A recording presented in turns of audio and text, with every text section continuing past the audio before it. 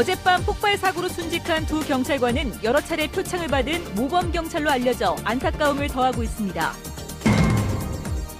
낙동강을 초록색으로 물들였던 녹조가 가을이 돼도 사라지지 않아 환경청과 환경단체 간에 원인을 두고 논란이 이어지고 있습니다.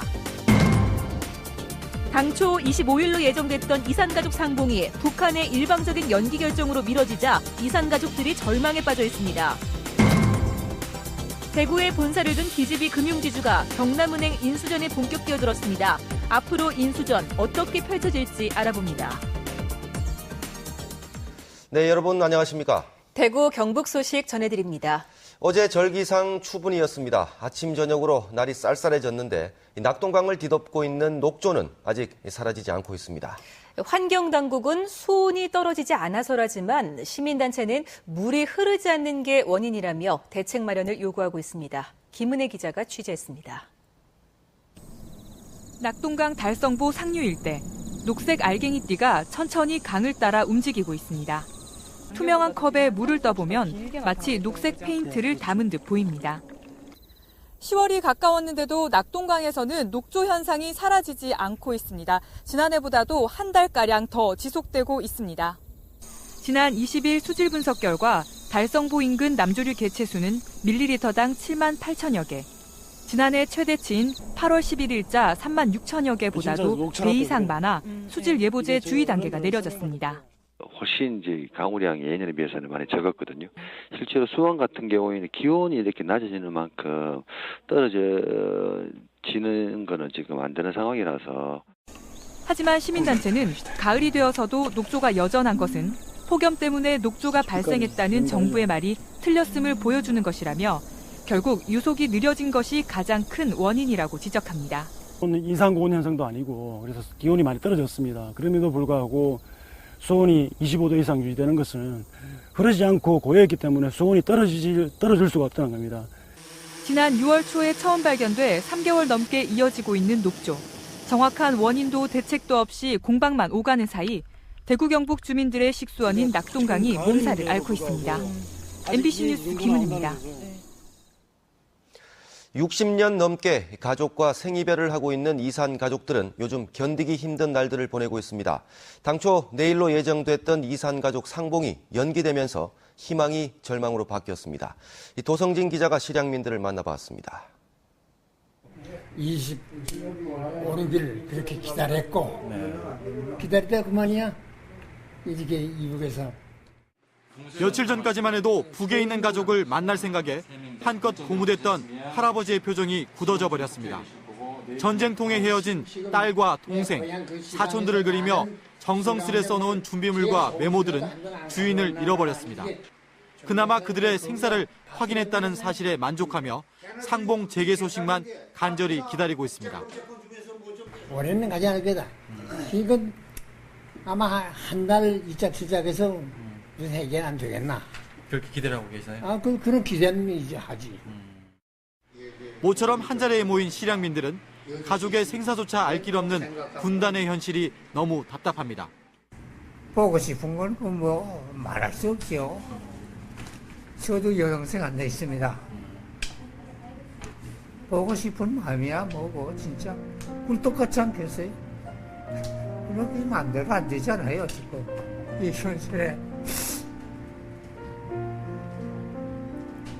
대구 경북에만 12만 명에 이르는 실향민들이 애타게 고향을 그리며 살아가고 있습니다. 그들은 상봉 행사도 좋지만 생사 확인과 편지 왕래만이라도 자유롭게 했으면 좋겠다는 간절한 바람을 안고 있습니다. 정부가 원칙적 대응 의지를 밝히고 있는 가운데 당초 다음 달로 예정이던 화상 상봉은 물론 11월 예정인 추가 대면 상봉 역시 불투명해져 실향민들의 시름은 더 깊어지고 있습니다. MBC 뉴스 도성진입니다. 앞서 관련 보도가 있었습니다만 어젯밤 대명동 주택가 폭발 사고로 경찰관 2명이 순직했습니다. 2명 모두 표창을 여러 차례 받은 모범 경찰이어서 안타까움을 더하고 있습니다. 이상원 기자가 보도합니다. 어젯밤 사고로 숨진 51살 남호선 경위. 고 남 경위는 지난 1989년 경찰에 투신해 우수한 외근 성적에다 중요 범인 검거에 기여한 공로로 대통령 표창과 경찰청장 표창 등 모두 29차례나 표창을 받았습니다. 함께 숨진 39살 전현호 경사도 경찰청장 표창 등 20차례나 상을 받았습니다. 전 경사는 특히 한 살배기 막내 등 두 아들의 아버지로 알려져 주위의 안타까움을 사고 있습니다.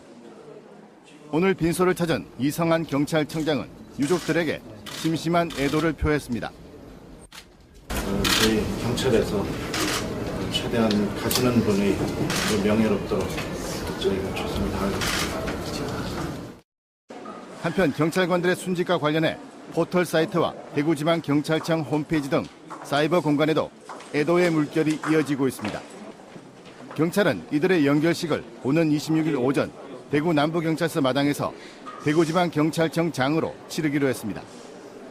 경찰은 남경위와 전경사가 걸어서 순찰을 하는 공무를 수행하다 순직한 만큼 고인들을 1계급 추서하고 공로장을 헌정하는 한편 옥조 근정 훈장을 수여하기로 했습니다.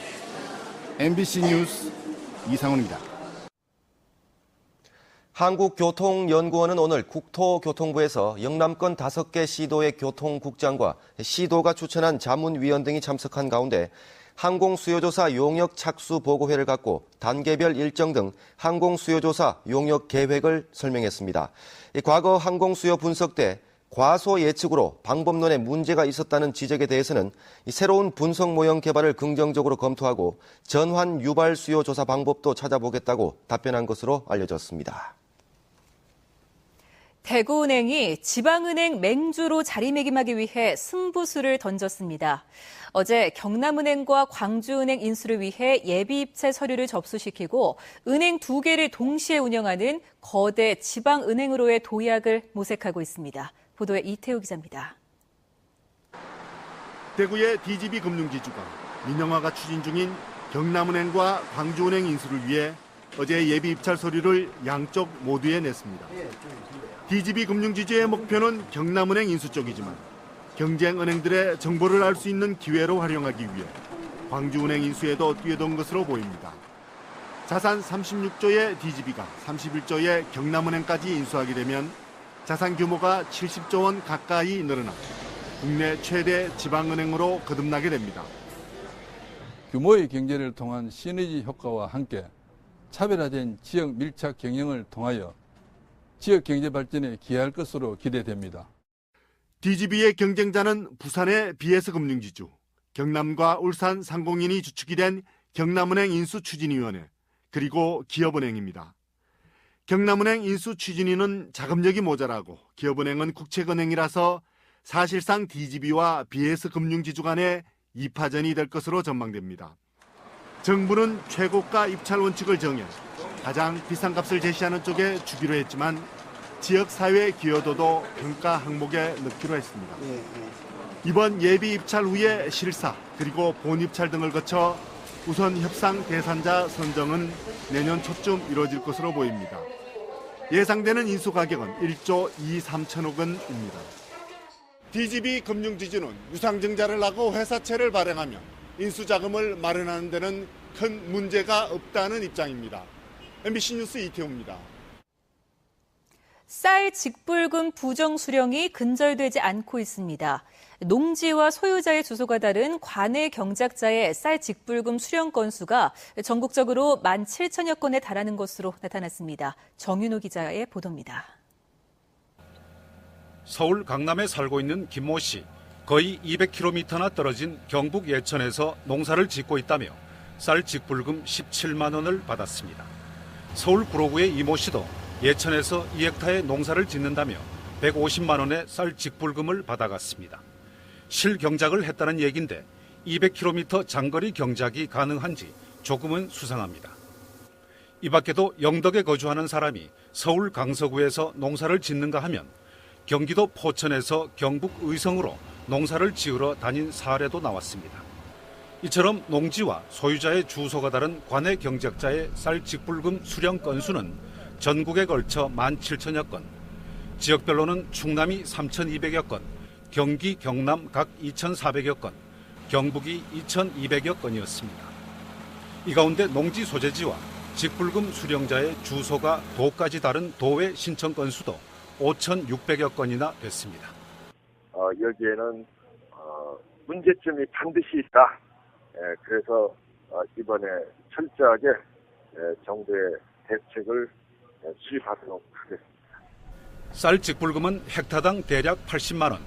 큰 돈도 아닌데 왜 부정 수령이 의심되는 장거리 경작을 계속할까요?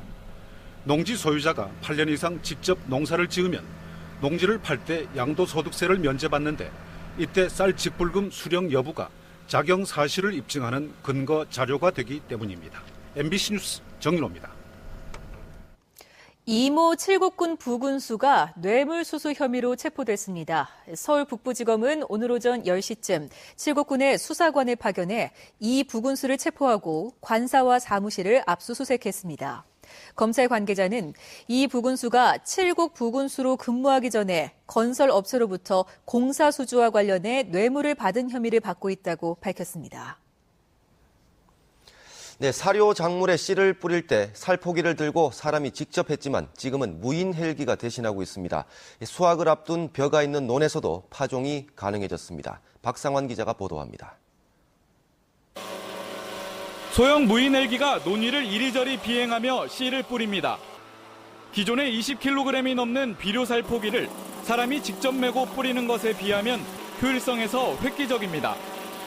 헬기 프로펠러의 강한 바람이 벼를 흔들어 씨가 땅까지 잘 떨어지도록 돕습니다. 벼 수확 전 벼가 서 있는 상태에서 무인 헬기를 이용해 이탈리안 라이그라스를 항공에서 파종하는 방법입니다. 보랏빛의 이탈리안 라이그라스 종자는 습해에 강하고 생산성이 좋아 최근 사료 가격 상승으로 경영난에 빠진 축산 농가에 수입 사료 대체 품목으로 자리 잡고 있습니다. 사람도 없고 또 좀 더 고령화되다 보니까 젊은 사람이 사실적으로 인근에 없습니다. 그렇다 보니까 농가가 혼자 직접 뿌려야 되니까 또 그러고 많이 힘들죠. 그럼 지금 상태에서는 또 논에 들어 많이 빠집니다. 무인 헬기를 이용한 파종에 드는 비용은 3.3제곱미터당 30원으로 일손이 부족한 농촌에서 일꾼 노릇을 톡톡히 합니다. 파종 면적도 하루에 인력으로 하게 될 경우에는 1헥타 정도밖에 할 수 없지만 이 무인 헬기를 함으로써 하루에 20.5헥타 정도 할 수 있다. 한 20배의 파종 면적을 하루에 다 할 수 있다는 것. 무인 헬기를 이용한 사료작물 파종이 축산 농가 사료비 절감은 물론 농가의 수익 개선에도 도움이 될 것으로 기대됩니다. MBC 뉴스 박상환입니다.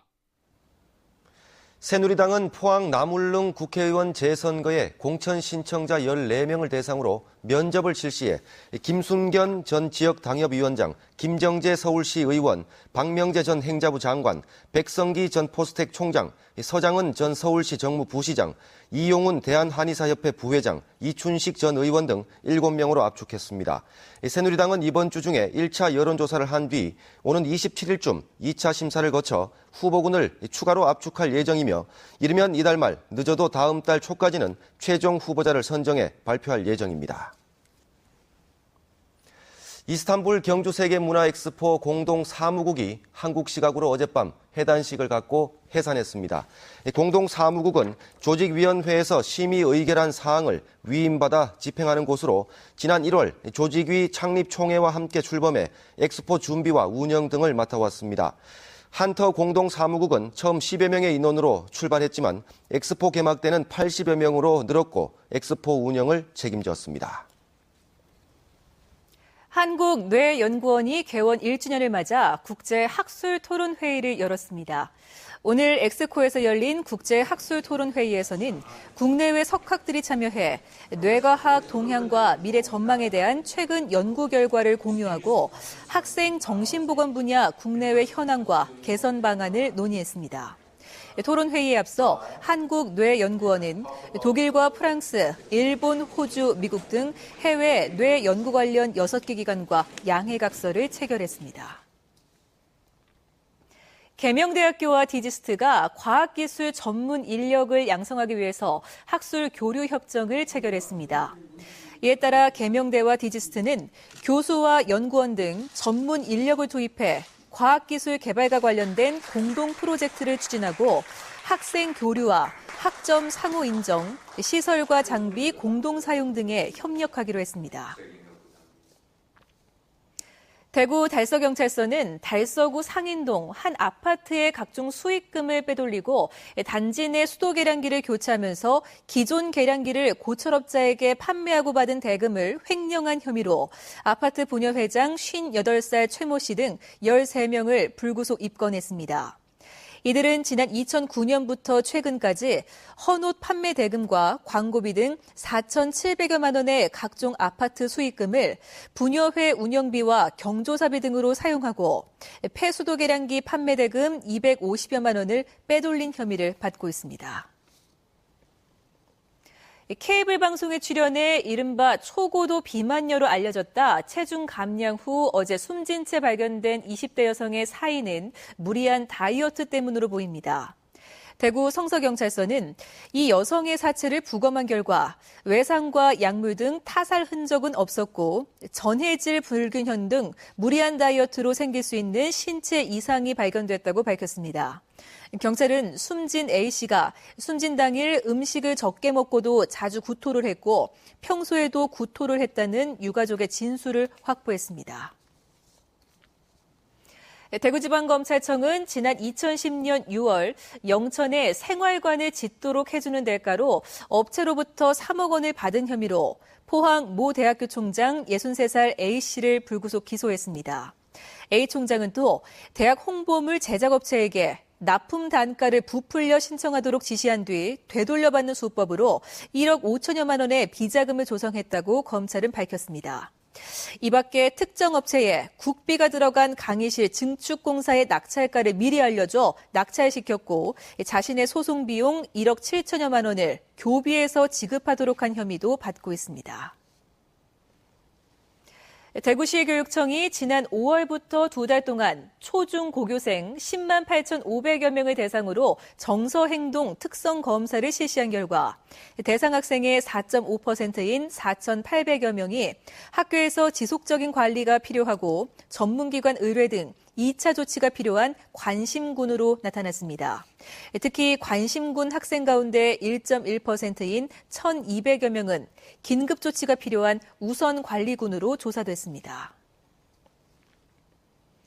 대구시는 택시 안심귀가 서비스를 도입하기로 하고 내일 택시 조합, 교통카드 업체 등과 협약을 체결한 뒤 다음 달 안에 대구 지역 전체 택시에 전자태그의 일종인 NFC 태그가 내장된 스티커를 붙일 예정입니다.